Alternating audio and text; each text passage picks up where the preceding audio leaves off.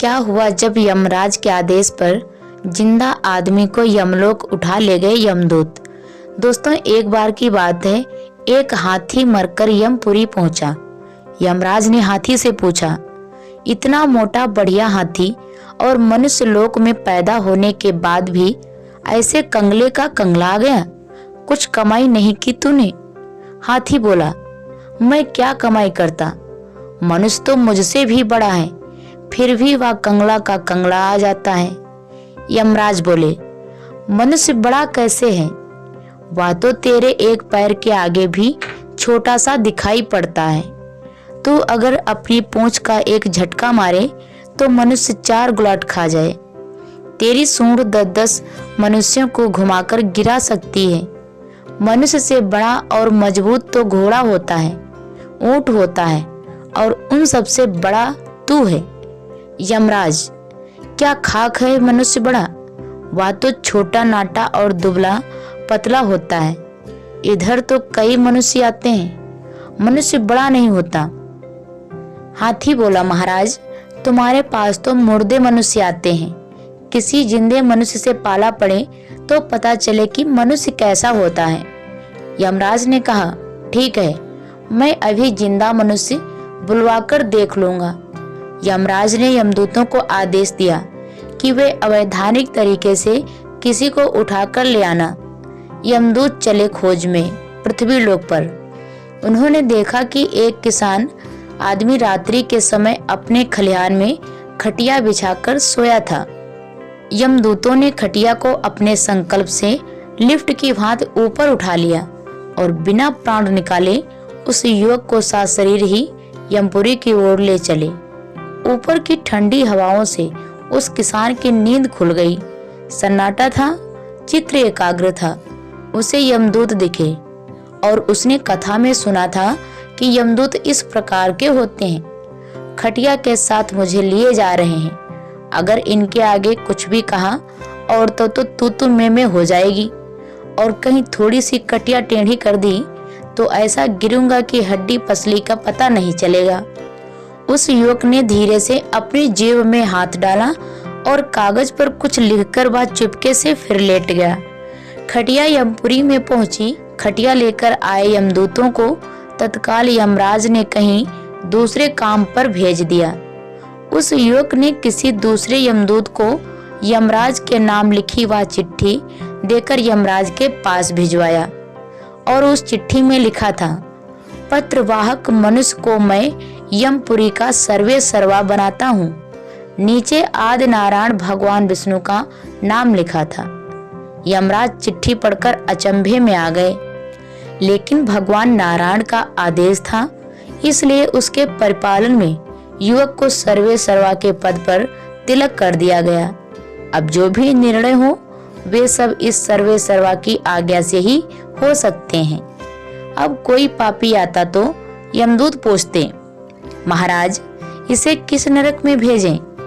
वह कहता, यानी वही किसान कहता, बैकुंठ भेज दो, और वह बैकुंठ भेज दिया जाता। किसी भी प्रकार का पापी आता तो वह सर्वे सर्वा उसे ना 80 नरक में भेजता, ना रौरव नरक में भेजता, ना कुंभी पाक नरक में, वह सबको बैकुंठ में भेज देता था। थोड़े ही दिनों में बैकुंठ भर गया।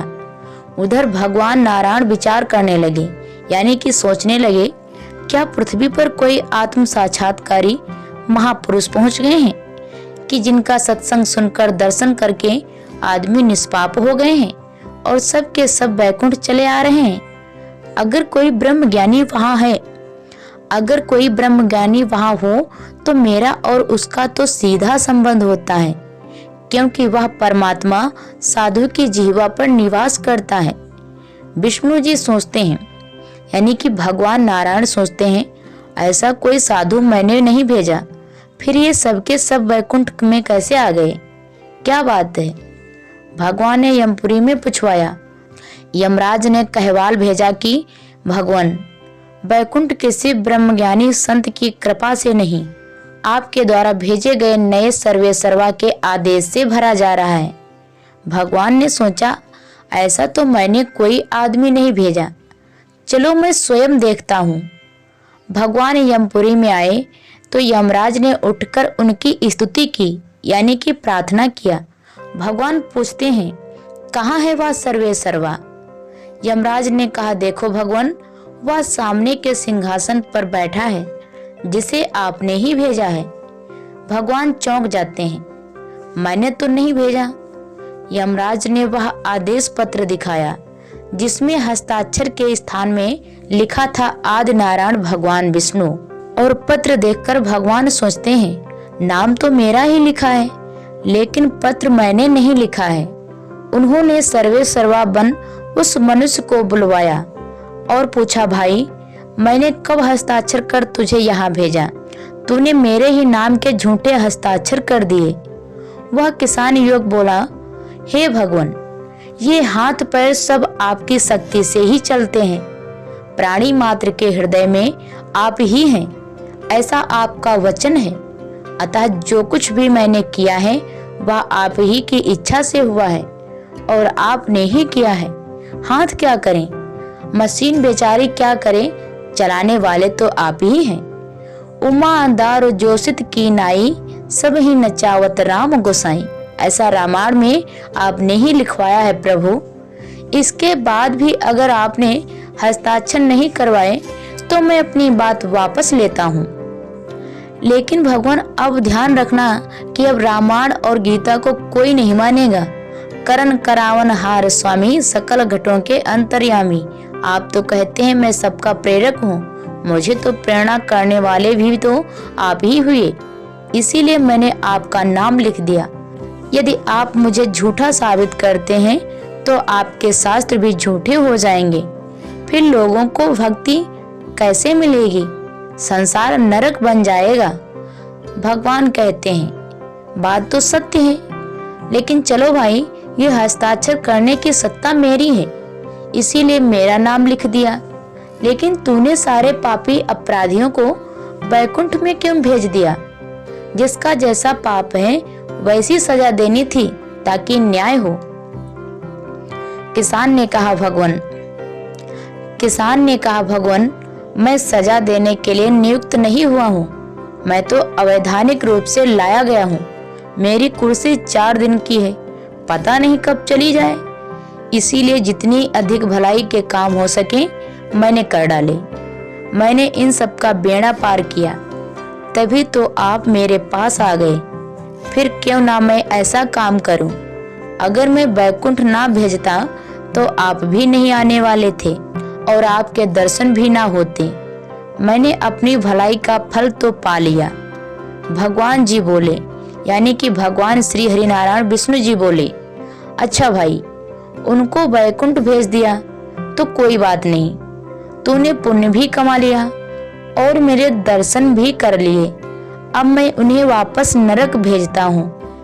उसी समय वो युवक बोला, हे भगवान, आप उन्हें वापस नरक में भेजोगे तो आपके दर्शन का फल क्या? आपके दर्शन की महिमा कैसे? क्या आपके बैकुंठ में आने के बाद फिर नरक में? उसी समय भगवान श्री हरिनारायण बोले, ठीक है, मैं उन्हें नरक में नहीं भेजूंगा, लेकिन तू अब चला जा पृथ्वी पर। उसी समय उस युवक ने कहा, हे प्रभु, मैंने इतने लोगों को तारा और आपके दर्शन करने के बाद भी मुझे संसार की मजदूरी करनी पड़ी, तो फिर आपके दर्शन एवं सत्कर्म की महिमा पर कलंक लग जाएगा। उसी समय भगवान सोचते हैं, यह तो बड़े वकील का भी वकील है। उन्होंने युवक से कहा, अच्छा भाई, तू पृथ्वी पर नहीं जाना चाहता है तो ना सही, लेकिन यह पद तो अब छोड़, चल मेरे साथ वैकुंठ में। युवक ने कहा, मैं अकेला नहीं आऊंगा, जिस हाथी के निमित्त से मैं आया हूँ, पहले आप उसे वैकुंठ आने की आज्ञा प्रदान करें, तभी मैं आपके साथ चलने को तैयार हो सकता हूँ। भगवान ने कहा, चल भाई हाथी, तू भी चल। हाथी सूंड ऊंची करके यमराज से कहता है, जय राम जी की। देखा जिंदे मनुष्य का कमाल। मनुष्य में इतनी सारी क्षमताएं भरी हैं कि वह स्वर्ग जा सकता है, स्वर्ग का राजा बन सकता है, उससे भी आगे ब्रह्मलोक का वासी भी हो सकता है। मनुष्य जिससे मनुष्य है उस सच्चिदानंद परमात्मा का साक्षात्कार करके यहीं जीते जी मुक्त हो सकता है। इतनी सारी क्षमताएं मनुष्य में छिपी हुई हैं। अतः इस कहानी से हमें यही सीख मिलती है कि अभागे विषयों एवं वासनाओं में अपने को गिरने मत दो। सावधान, समय और शक्ति का उपयोग करके आगे बढ़ो। तो साथियों, आपको कहानी पसंद आई हो तो कमेंट में श्रीमन नारायण जरूर लिखें और ऐसी ही कहानियों के लिए हमारे रोचक वर्ड चैनल को सब्सक्राइब कीजिए। धन्यवाद दोस्तों, फिर मिलेंगे एक नई वीडियो के साथ।